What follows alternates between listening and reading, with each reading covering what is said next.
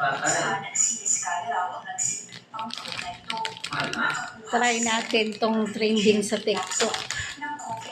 Ayan. Cheese. Yung pepper.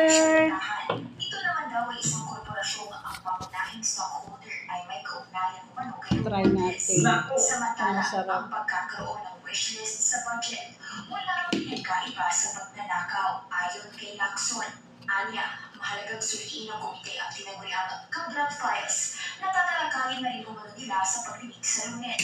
Sa dokumentong iyon nakalagay ang wishlist o applicable sa mga magbabatas.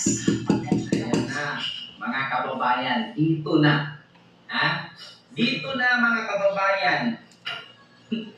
Dito na hindi makatulog si Romualdez dito. Ha? Actually, ito mga kababayan. Ganito yan.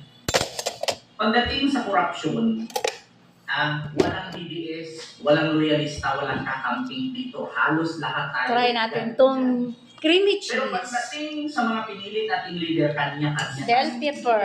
Meron Lenny, meron Sara, Cheetos. meron Marcos. Diyan tayo hindi magkakapantay, hindi magkapareho. Pero pagdating Trending sa to, guys, sa korupsyon, TikTok. utang ina, kahit kapatid ka pa ni Marcos, wala akong pake.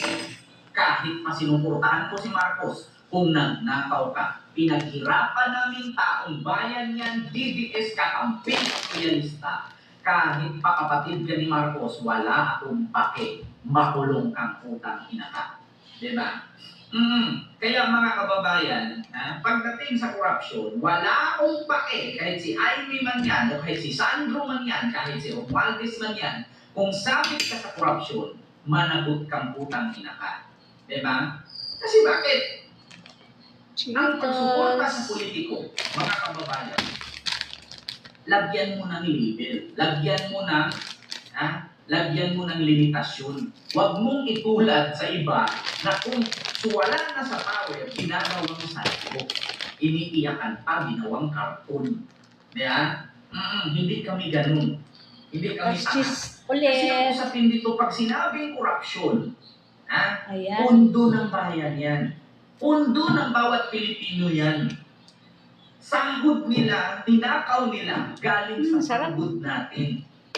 Diba? Tikman natin. Kung DDS ka man, kakamping ka man, loyalista ka man, pagdating sa usaping korupsyon, walang kaaway dyan. Lahat tayo nagkakaisa. Bakit? Pera natin yan. Ginagago nila tayo. Sarap. Diba?